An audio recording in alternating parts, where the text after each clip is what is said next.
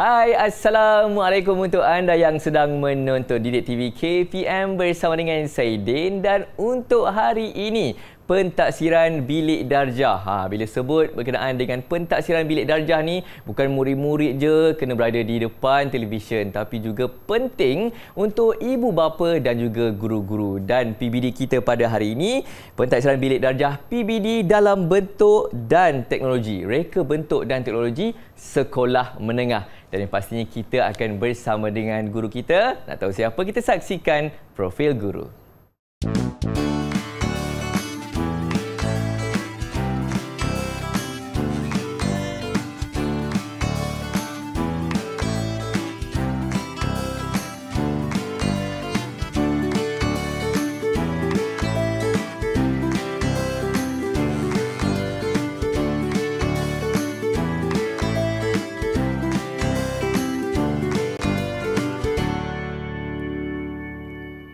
Baiklah, kita dah kenal dah guru yang akan bersama dengan kita. Assalamualaikum, Cikgu Sarifah, apa khabar? Alhamdulillah, sihat. Sihat, Alhamdulillah. Selamat datang, Cikgu. Alhamdulillah, sihat juga. Okay. Alhamdulillah, kami pun sihat. Semoga guru-guru, murid-murid dan juga ibu bapa yang sedang menonton pun sihat sejahtera hendaknya. Dan yang pastinya nak juga kita berkenalan dengan jurubahasa isyarat kita pada hari ini, iaitu Cikgu Zahratul Azma yang akan membantu kita untuk kita punya pentaksiran bilik darjah pada hari ini.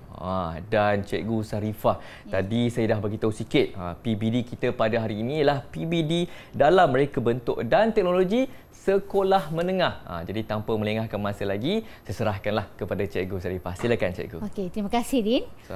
Selamat sejahtera semua. Assalamualaikum dan selamat sejahtera semua. Hari ini bersama saya Cikgu Sharifah binti Abdul Rahman. Saya akan kongsikan tentang pentaksiran bilik darjah, reka bentuk dan teknologi sekolah menengah. Jadi kita lihat dulu apakah yang terkandung di dalam matlamat utama reka bentuk dan teknologi, iaitu kita tengok slide ini dulu ya. Okey.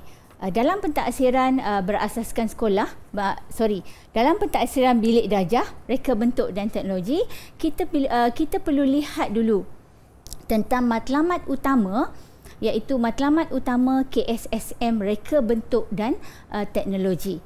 Kita lihat bersama, iaitu dalam mata pelajaran reka bentuk dan teknologi KSSM, matlamat utamanya adalah memberi pengetahuan, kemahiran, nilai, estetika dan teknologi dalam dunia reka bentuk. Kemudian yang kedua ialah murid dapat membentuk kemahiran komunikasi serta menjana idea yang lebih kreatif dan membudayakan pemikiran kreatif, inovatif, inventif dan keusahawanan.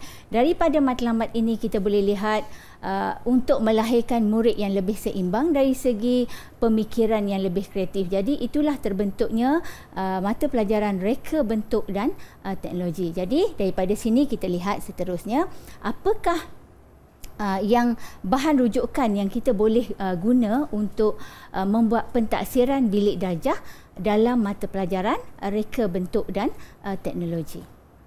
Bahan rujukan dalam yang kita boleh gunakan, contoh bahan rujukan yang boleh kita gunakan ialah yang pertama sekali ialah dokumen standard kurikulum dan pentaksiran, iaitu kita panggil juga sebagai DSKP. DSKP ini terdiri daripada tingkatan 1, tingkatan 2 dan juga tingkatan 3. Ini adalah rujukan utama guru-guru dalam dalam pentaksiran berasaskan bilik darjah. Okey. Kemudian bahan rujukan yang seterusnya ialah panduan pelaksanaan pentaksiran bilik darjah edisi kedua. Edisi kedua cetakan pada tahun 2019. Kemudian rujukan yang seterusnya sama juga, ini adalah bahan yang ada dalam panduan pentaksiran bilik darjah.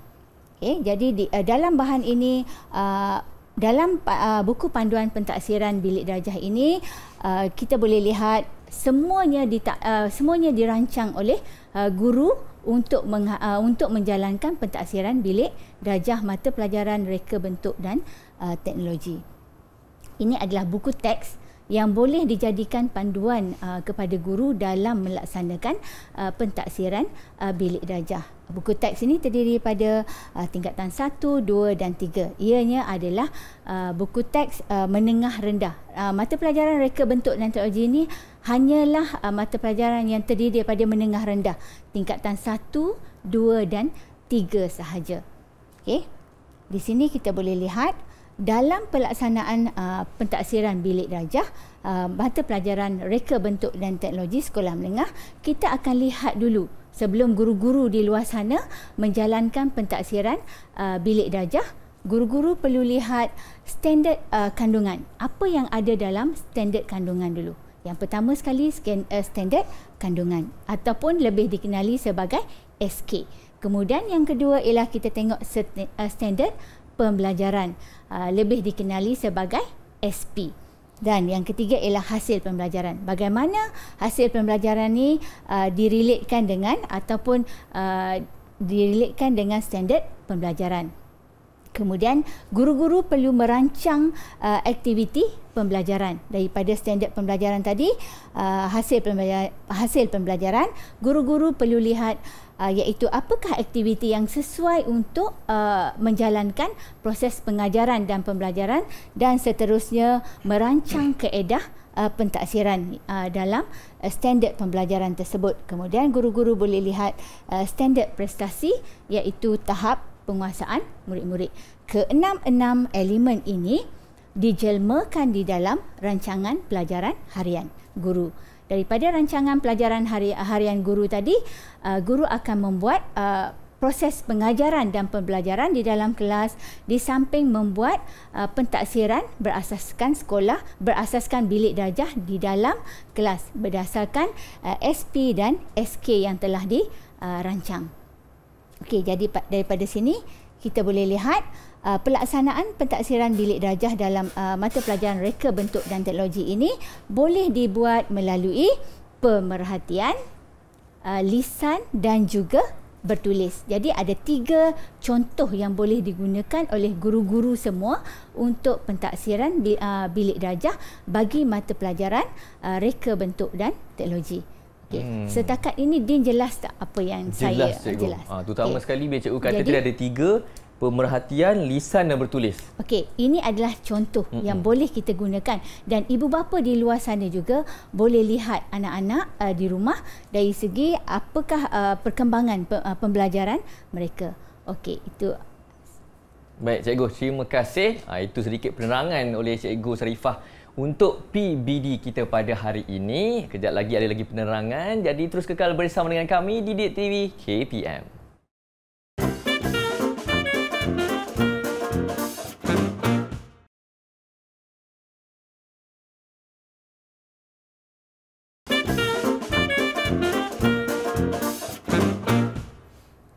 Terima kasih kepada anda yang terus bersama dengan kami di Didik TV KPM bersama dengan saya Din dan juga Cikgu Sharifah untuk pentaksiran bilik darjah PBD dalam reka bentuk dan teknologi sekolah menengah.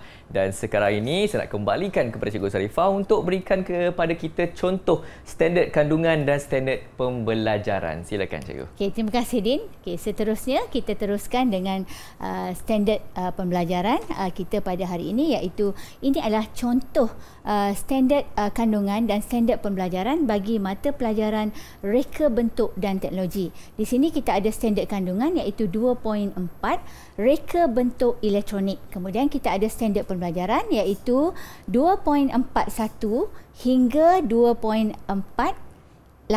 Jadi di sini saya akan kongsikan dengan guru-guru di luar sana tentang bagaimanakah pentaksiran bilik darjah dilakukan untuk standard kandungan iaitu 2.4 dan standard pembelajaran 2.1 hinggalah ke 2.48. Okay, seterusnya kita tengok satu persatu, iaitu ini adalah contoh standard prestasi dan tahap penguasaan murid untuk standard kandungan 2.4 iaitu reka bentuk elektronik. Okay, jadi kita tengok satu persatu bagaimanakah pentaksiran bilik darjah ini dijalankan untuk standard kandungan reka bentuk elektronik.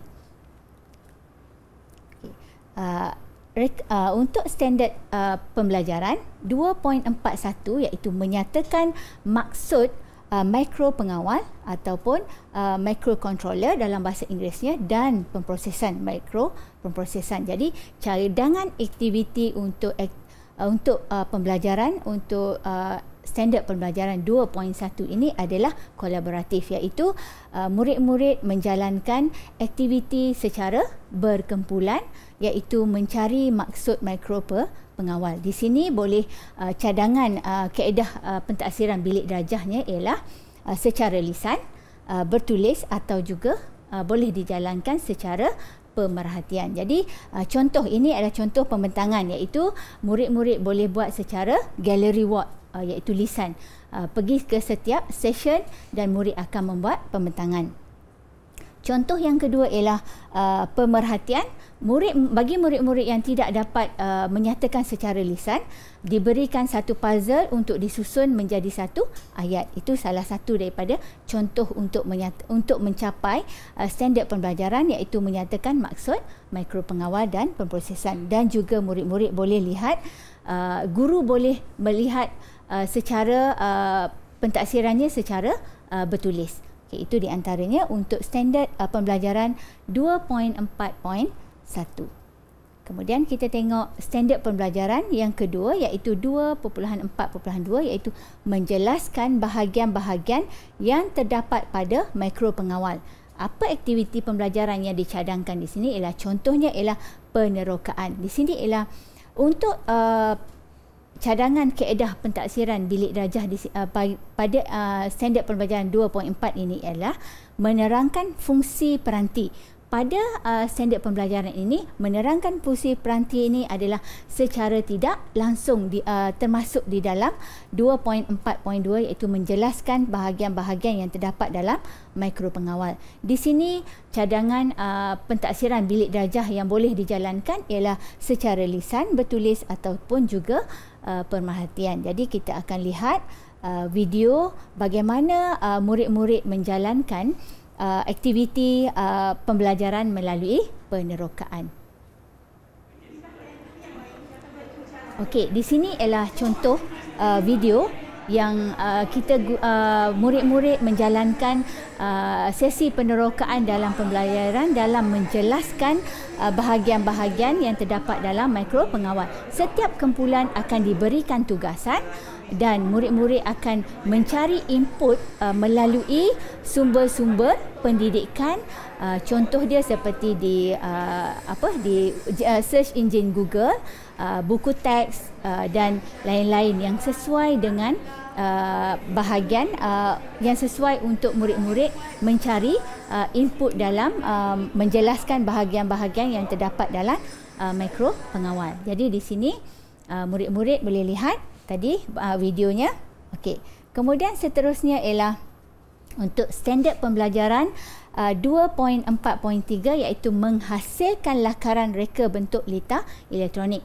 Dalam menghasilkan lita reka bentuk elektronik ini, aktiviti yang dijalankan juga ialah melalui kolaboratif, iaitu berkumpulan. Jadi di sini cadangan aktivitinya adalah pemerhatian, lisan dan juga bertulis. Untuk mencapai SP ini, murid-murid dikehendaki membuat lakaran gambar rajah blok, lita skematik dan gambar rajah blok. Jadi di sini guru-guru secara tidak langsung bila murid-murid sudah dapat membuat lakaran, guru sudah pun boleh membuat pentaksiran berasaskan sekolah. Kemudian kita tengok standard pembelajaran 2.4.3, iaitu membina lita simulasi yang berfungsi dengan perisian khas. Aktiviti yang dicadangkan di sini ialah aktiviti projek lah dalam bentuk kumpulan. Tetapi guru-guru di luar sana, kalau secara tidak langsung, di sini saya tidak ada catatan mengenai bagaimanakah pentaksiran bilik darjah itu dijalankan untuk standard pembelajaran 2.4.4. Ini adalah menunjukkan tidak ada pentaksiran bilik darjah untuk standard pembelajaran 2.4.4. Walau bagaimanapun, guru-guru perlu membuat sesi pengajaran dan pembelajaran untuk standard pembelajaran ini. Okay. Kemudian kita seterusnya. Baik, seterusnya kita sambung selepas ini cikgu. Yang harap bermanfaat tadi input yang diberikan oleh cikgu kepada guru-guru dan juga kepada ibu bapa. Kita berhenti rehat dulu. Kita sambung selepas ini terus menonton Didik TV KPM.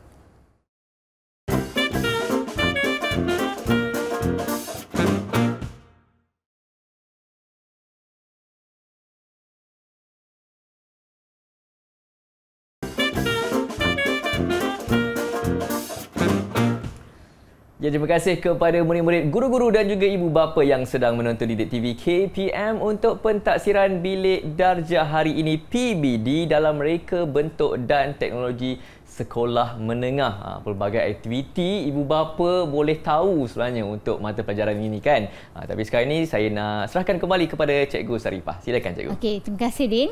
Okey, seterusnya kita teruskan juga cikgu-cikgu di luar sana dan ibu bapa. Kita teruskan dengan proses seterusnya, proses pentaksiran bilik darjah iaitu pada standard pembelajaran 2.4.5 iaitu membuat penyambungan litar input dan litar output kepada mikro pengawal. Di sini juga tidak berlaku pentaksiran bilik darjah kerana dia tidak ditaksir di dalam standard prestasi. Jadi di sini kita hanya mencadangkan aktivitinya adalah aktiviti dalam bentuk projek. Tetapi perlu diingat guru-guru di luar sana perlu menjalankan proses pengajaran dan pembelajaran seperti biasa walaupun dia tidak ada dalam standard prestasi. Kemudian ini kita lihat video bagaimana penyambungan litar input dan output dibuat untuk aktiviti projek ini.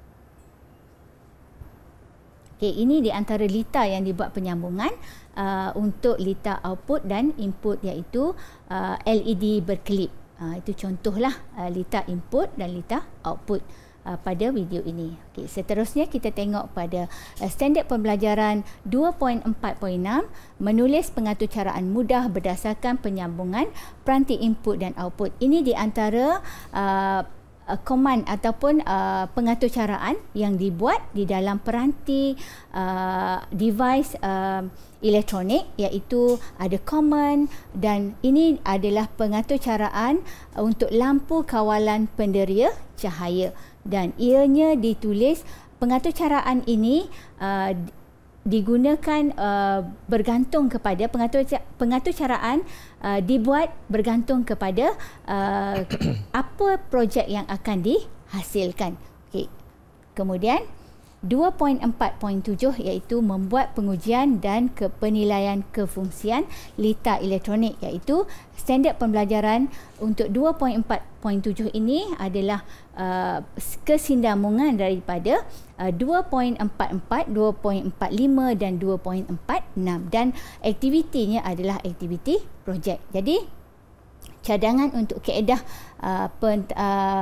pentaksiran bilik darjahnya adalah pemerhatian dan lisan. Jadi di sini murid-murid membuat pengujian daripada apa projek yang dihasilkan tadi dari segi menulis pengaturcaraan dan sebagainya. Jadi diuji dengan jadi tak projek yang dihasilkan itu. Okey, kemudian kita tengok dulu apakah pengujian penilaian kefungsian litar elektronik yang dihasilkan tadi itu menjadi ataupun tidak. Okey, kita lihat video ini.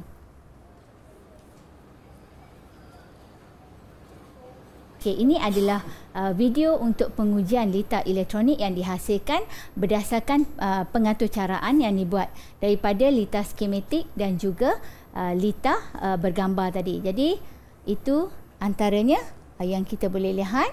Okey, seterusnya kita lihat standard pembelajaran yang ke-8 iaitu 2.4.8 iaitu mencadangkan penambahbaikan reka bentuk litar elektronik. Di sini juga tidak berlaku pentaksiran bilik darjah kerana di dalam ini hanya ada pembentangan iaitu untuk SP ini standard pembelajaran ini tidak ada. Walau bagaimanapun guru perlu membuat proses pengajaran dan pembelajaran seperti biasa.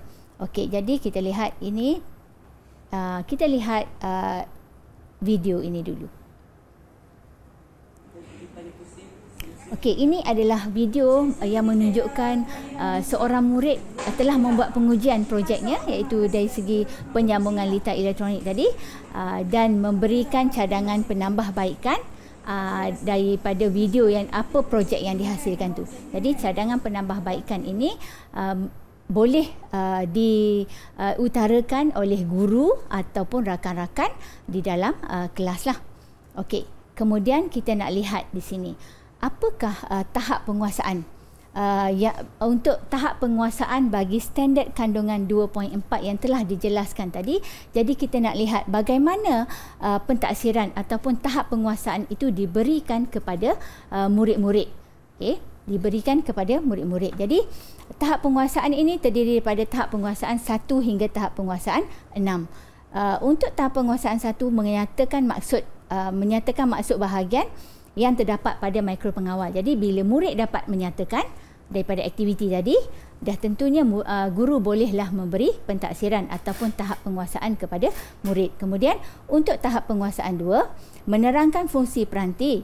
Yang ini tahap penguasaan 2 ini untuk standard pembelajaran 2.4 ini, dia berada, tahap penguasaan 2 ini berada di standard pembelajaran daripada 2.42 hingga 2.48.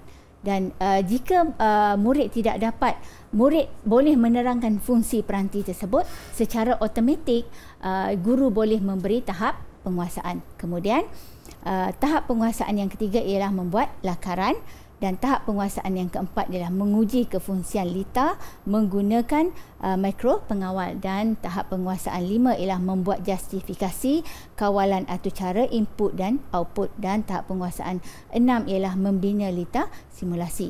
Jadi sekiranya dalam membuat proses pentaksiran bilik darjah tadi bersama dengan murid-murid, sekiranya murid-murid tidak dapat contoh pada tahap penguasaan yang keempat, menguji kefungsian lita, sekiranya bila diuji lita tersebut tidak berfungsi, apa yang perlu cikgu jalankan bersama murid-murid ialah memberikan tunjuk ajar ataupun memberi peluang ataupun ruang untuk murid itu memperbaiki sambungan lita tersebut. Jadi bila sudah selesai membuat tu, boleh buat pengujian semula dan guru-guru boleh membuat pentaksiran bilik darjah pada bahagian seterusnya. Okey, kita tengok iaitu perekodan dan pelaporan untuk PBD. Jadi untuk perekodan dan pelaporan PBD ini, guru-guru bolehlah ini contoh. Okay. Contoh perekodan untuk pentaksiran bilik darjah. Cikgu boleh membuat perekodan dalam bentuk apa sekalipun, bergantung kepada kesesuaian guru-guru di sekolah masing-masing. Dan proses perekodan ini adalah untuk kita merekod pencapaian murid berdasarkan tahap penguasaan yang telah diperincikan dalam dokumen standard kurikulum dan pentaksiran. Jadi di sini murid-murid boleh diberi tahap penguasaan, diberi tahap penguasaan selepas satu kelompok standard pembelajaran dalam standard kandungan tersebut telah selesai secara keseluruhan. Sekiranya ada cikgu-cikgu di luar sana yang akan bertanya, kalau tak selesai bagaimana? Boleh tak kita buat catatan ataupun perekodan? Boleh. Tetapi kita hanya membuat sedikit catatan supaya kita tak lupa. Dan catatan itu boleh dibuat dalam pelbagai bentuk. Bergantung kepada kesesuaian sekolah masing-masing. Jadi di sini pelaporan ini diberi kepada ibu bapa 2 kali setahun. 2 kali setahun diberi kepada ibu bapa untuk melihat perkembangan ataupun tahap penguasaan anak masing-masing. Jadi sekiranya murid-murid dalam kelas ataupun dalam kelas tidak dapat membuat tidak dapat menguasai tahap penguasaan minimum, apa yang perlu guru-guru lakukan? Ini contoh. Sebagai contoh saya bawa kat sini ialah program intervensi untuk guru-guru melaksanakan pentaksiran berasaskan bilik darjah ini. Bawa keluar daripada pentaksiran ini, daripada bilik darjah kita bawa keluar supaya murid-murid ni lebih berminat untuk mengikuti pembelajaran secara kendiri. Contoh yang saya boleh bagi ialah kita boleh adakan program intervensi yang contohnya beginilah. Ini salah satu contoh.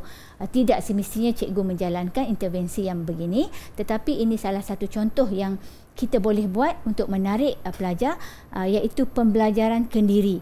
Murid-murid diberikan peluang dan ruang untuk meningkatkan tahap penguasaan masing-masing bergantung kepada input-input yang diberi oleh guru.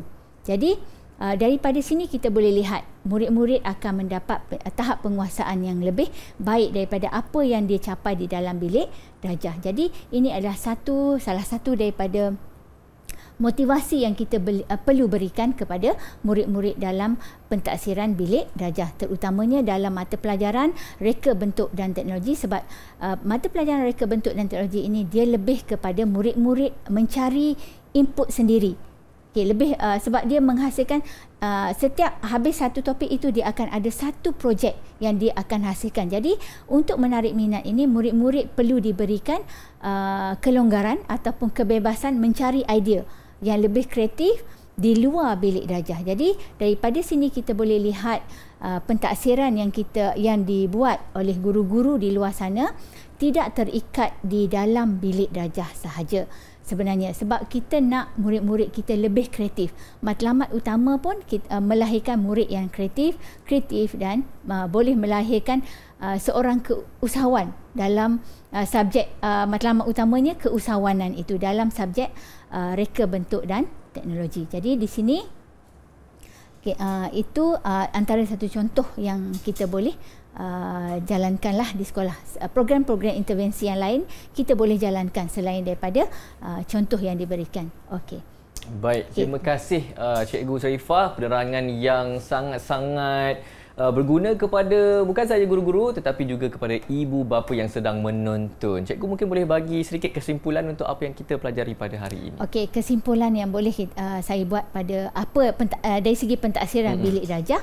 Pentaksiran bilik darjah mata pelajaran reka bentuk dan teknologi pada hari ini ialah guru-guru boleh membuat pentaksiran bilik darjah berdasarkan kepada situasi di dalam bilik darjah, berdasarkan situasi murid di dalam proses pengajaran dan pembelajaran cikgu. Jadi di sini tidak terikat bagaimana pentaksiran itu dijalankan.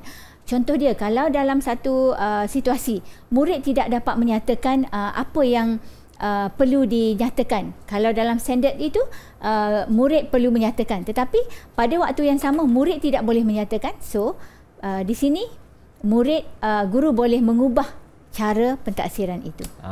Sangat-sangat menariklah apa yang dibuat oleh murid-murid di dalam kelas di sekolah sekarang ini kan. Apapun, terima kasih kepada Cikgu Sharifah di atas penerangan pada hari ini, dan terima kasih juga kepada juru bahasa isyarat kita iaitu Cikgu Zaratul Azma. Semoga bermanfaat apa yang kita pelajari pada hari ini kepada murid-murid, guru-guru dan juga ibu bapa. Semoga berjumpa lagi. Terus menonton Didik TV KPM. Assalamualaikum.